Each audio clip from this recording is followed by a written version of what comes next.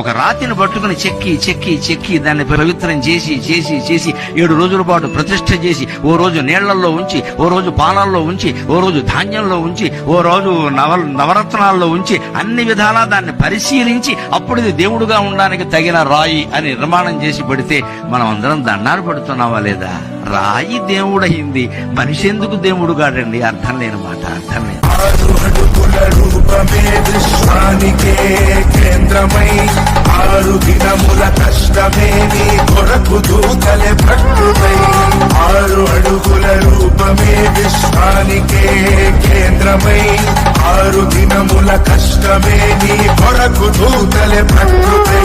సృష్టి కార్యము తెలుపగా మనుషులందరూ ఎరుగగా, నరుని చేతిలో దేవుడే ముద్ర వేశాడు. తండ్రి మనసును ఎరుగగా జనమును జన్మించగా,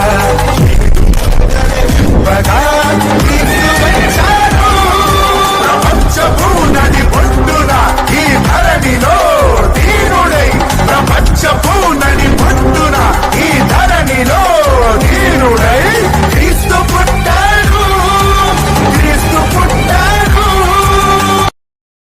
Download ShareChat.